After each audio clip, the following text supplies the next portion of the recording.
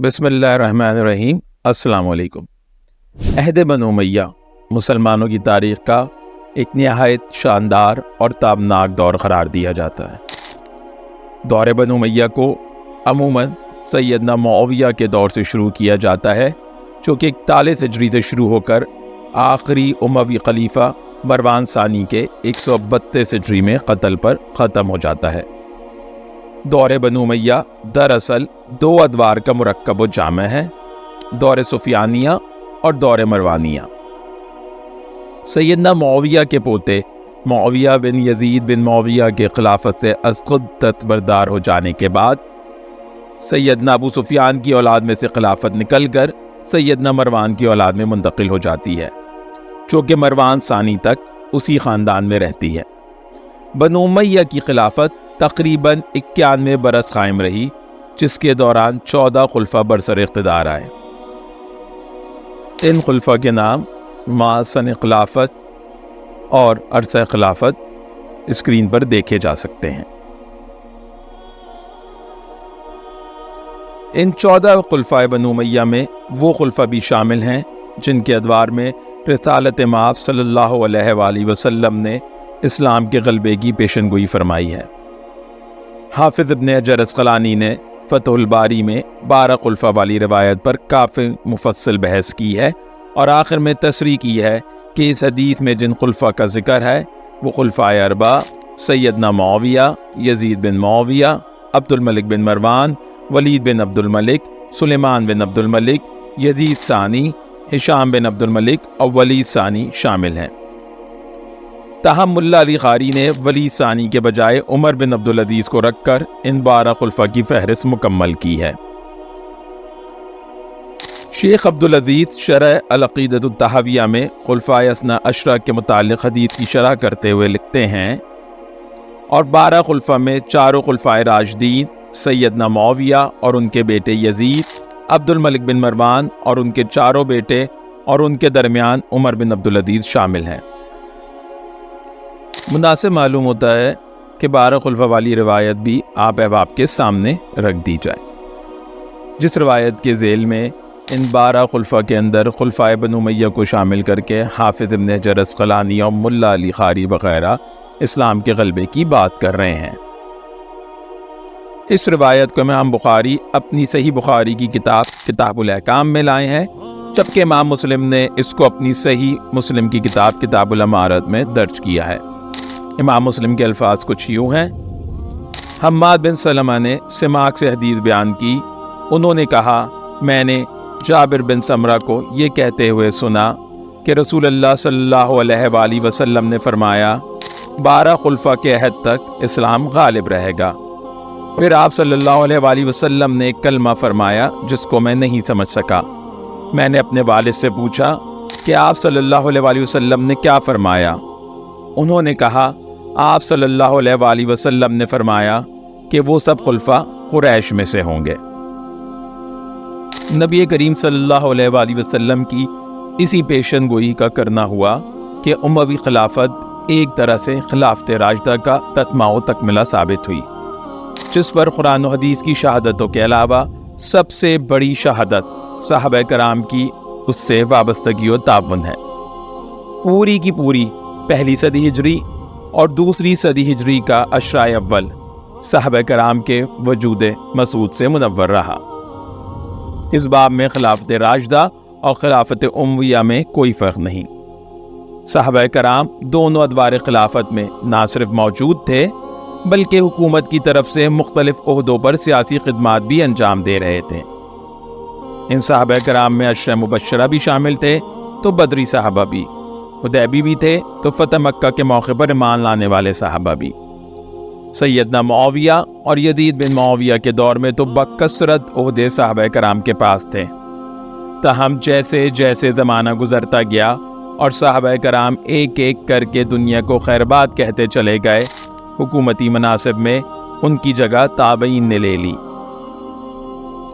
अलबत्ता जब तक साहबा कराम जिंदा रहे, उन्होंने उमवी खुलफा से भी उसी तरह ताउन किया और उनकी तरफ से उसी तौर से सियासी खिदमात सर अंजाम देते रहे जिस तौर से वो खुलफाए अरबा के ज़माने में سیاسی خدمات انجام دیا کرتے تھے۔ ان اموی خلفاء اور ان کی طرف سے مقرر کردہ عمال کی زیر نگرانی صحابہ کرام تمام جنگی اور جہادی محاذوں پر مصروف عمل رہے، چاہے وہ ایران اور خراسان کے محاذ ہوں یا پھر رومی اور بازنطینی سلطنت کے خلاف کی گئی لشکر کشی ہوں۔ ان جہادی سرگرمیوں کے لیے انہوں نے اموی خلفاء کی طرف سے پیش کردہ تمام عہدوں کو قبول کیا، چاہے وہ بری فوجوں کی صبح سالاری ہو یا پھر سمندروں کی امیل البحری۔ اسی طرح صوبوں کی گورنری، صدقات کی عمالی اور خزاں و افتاء تمام شعبوں پر صحابہ کرام اموی خلفاء سے بھرپور تعاون کرتے آئے۔ اموی خلفاء کے ساتھ صحابہ کرام کا یہ تعاون و مشارکت ثابت کرتا ہے کہ ان کی نظروں میں امرائے بنو امیہ اسی طور کے جائز خلفاء تھے جس طور کے خلفائے اربعہ تھے، اور اصحاب رسول صلی اللہ علیہ وآلہ وسلم کے نزدیک اسلامی خلافت افراد و اشخاص اور ان کی حیثیتوں اور مرتبوں پر منحصر نہیں تھی، بلکہ وہ اصول اسلام اور اقدار خلافت پر استوار تھی۔ یہی وجہ تھی کہ اموی خلافت میں اسلام کا نور آفتاب آدھی سے زیادہ معلوم دنیا پر چھا گیا، اور صرف چند دہائیوں میں مسلمانوں کی تعداد کروڑوں تک پہنچ گئی۔ ترکستان، چین، افریقہ، ہندوستان، یورپ، غرب دنیا کے ہر متمدن خطے میں اسلام کا پیغام پہنچ گیا۔ نبی کریم صلی اللہ علیہ وآلہ وسلم کے دور مسعود اور دور صحابہ سے جو وراثت اموی خلفاء کو ملی تھی، اسے انہوں نے اپنی کمائی اور محنت سے چار چاند لگا دیے۔ خلافت یزید بن معاویہ کے دور میں افریقہ کے بربر قبائل تقریباً سب کے سب مشرف با اسلام ہو گئے تھے۔ ہندوستان میں محمد بن قاسم کی جہادی مسائی کے نتیجے میں دیکھتے ہی دیکھتے کئی بلاد میں اسلام پہنچ گیا۔ قتیبہ بن مسلم کے ذریعے چین کی سرحد تک اسلام پہنچا تو طارق بن زیاد کے قدموں نے اسے اسپہانیہ تک راہ دکھائی۔ المختصر، خلافت اسلامیہ کے اس مبارک دور میں اسلام کی اشاعت روز افزوں ہوئی اور اتنی کثیر تعداد میں غیر مسلموں نے اسلام قبول کیا کہ عقل حیران و ششدر رہ جاتی ہے۔ اموی دور میں مسلم تہذیب و تمدن اپنے عروج کو پہنچا، کئی شعبوں میں مسلمانوں نے ترقی کی۔ امیر عبد الملک بن مروان کے دور میں پہلے اسلامی سکے کا اجرا ہوا، اس سے قبل عرب میں ایرانی درہم اور رومی دینار چلتے تھے، جس کی وجہ سے مسلمانوں کی اقتصادی ترقی پر ایک حد تک یہ غیر مسلم قدغن لگا سکتے تھے۔ امیر حجاج بن یوسف ثقفی کے زیر نگرانی عراق میں اسلامی ٹکسال قائم کی گئی اور اسلامی سکے جاری کیے گئے، جن کے ایک طرف قل هو اللہ احد اور دوسری طرف لا الہ الا اللہ لکھا ہوتا تھا۔ اسی طرح امیر عبد الملک بن مروان نے اپنے دور میں عربی زبان کو دفتری زبان قرار دیا اور تمام دیوانوں کو عربی میں منتقل کروایا۔ امیر عبد الملک مروان کے بعد ان کے صاحبزادے ولید بن عبد الملک کا دور خلافت آیا تو اسلامی مملکت اپنے انتہائی عروج پر پہنچ گئی۔ اس سے بڑی اسلامی مملکت اور شاندار حکومت اس کے بعد مسلمانوں کو کبھی دیکھنے کو نہ ملی۔ امیر ولید نے اسلامی فوجی نظام کو بے انتہا ترقی دی، جس کی وجہ سے ایک ہی وقت میں اسلامی فوجیں ہندوستان سے لے کر چین تک اور افریقہ سے لے کر ہسپانیہ تک بلا کسی رکاوٹ کے برسر پیکار تھیں۔ سیدنا معاویہ نے اپنے دور میں جہاز سازی کی جس صنعت کا اجرا کیا تھا، ولید بن عبد الملک نے اپنے دور میں اس کو چار چاند لگا دیے۔ ولید کی معاونت اور سرپرستی کے زیر اثر امیر موسیٰ بن نصیر نے تیونس میں جہاز سازی کا جو کارخانہ قائم کیا تھا، اس میں صرف ولید کے زمانے میں ہی 100 جہاز تیار کر دیے گئے تھے۔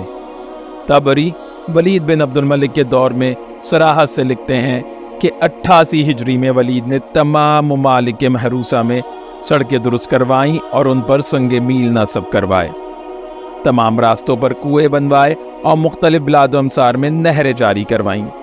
پورے ملک میں جا بجا مسافروں کی سہولت کے لیے مہمان خانے قائم کیے۔ ولید بن عبد الملک وہ پہلے مسلم حکمراں تھے جنہوں نے مسلم بلاد میں شفا خانے بنوائے۔ اس سے پہلے اسلامی حکومت میں سرکاری شفاخانوں کا رواج نہ تھا۔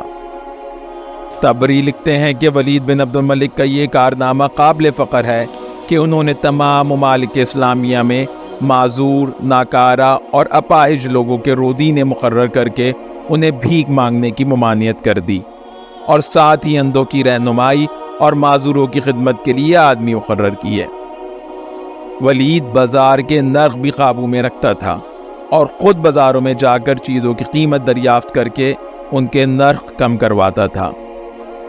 اسی ذیل میں طبری لکھتے ہیں کہ ولید بن عبد الملک قرآن کی تعلیم کی طرف خصوصی توجہ دیتا تھا۔ وہ ہمیشہ لوگوں کو حفظ قرآن کی ترغیب دیتا تھا، اور جو لوگ حفظ کرتے تھے ان کو عطیات سے نوازتا، اور جو لوگ تعلیم قرآن سے غفلت برتتے تھے انہیں سزا دیتا تھا۔ حجاج بن یوسف نے اسی کے زمانے میں اہل عجم کے لیے قرآن پر نقطے اور اعراب لگوانے کا کام کیا تھا۔ امیر ولید کے عہد میں ہی مسجد نبوی میں اس دور کی سب سے بڑی توسیع ہوئی۔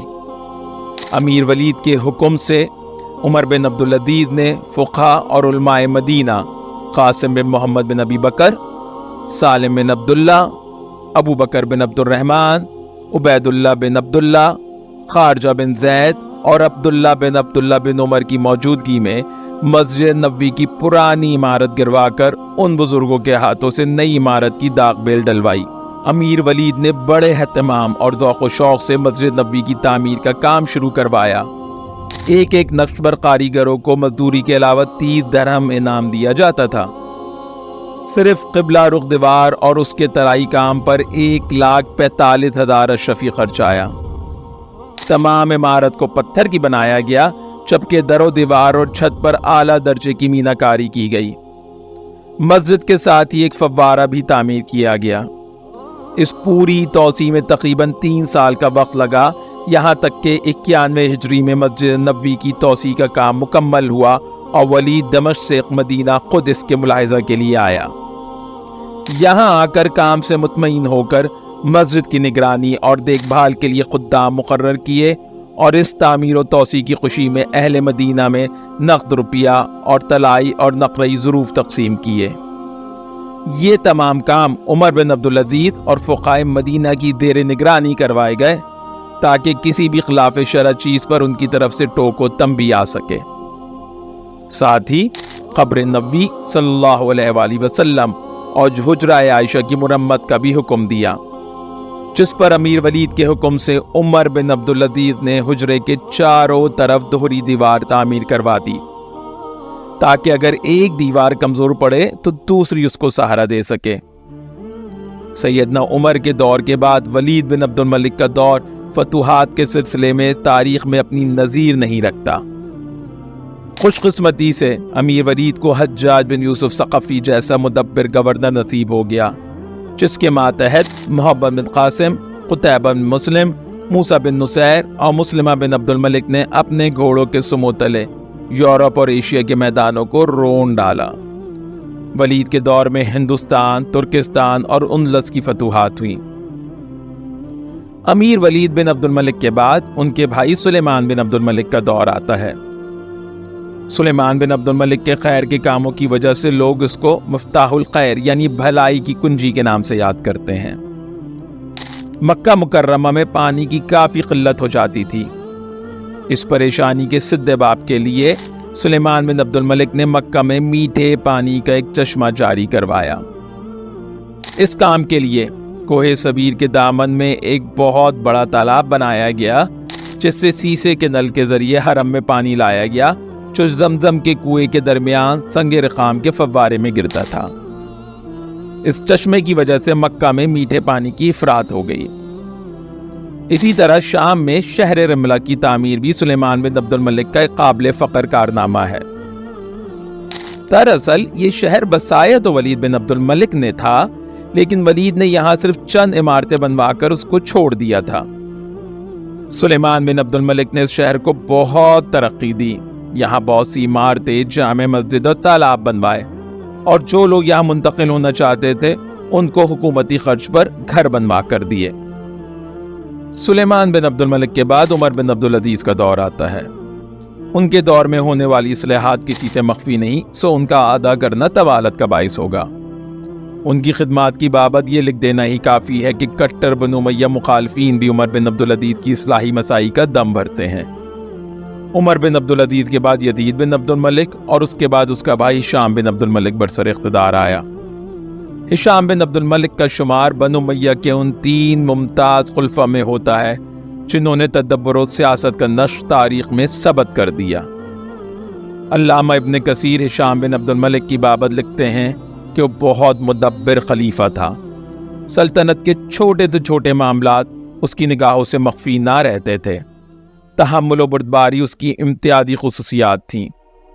ہشام بن عبد الملک نے اپنے عہد حکومت میں فوج کے شعبے کو بہت ترقی دی۔ کئی اہم اور حساس جگہوں پر مستحکم اور مضبوط قلعے بنوائے۔ بحری بیڑے کی ترقی کے لیے شمالی افریقہ میں جہاز سازی کے مزید نئے کارخانے بنوائے۔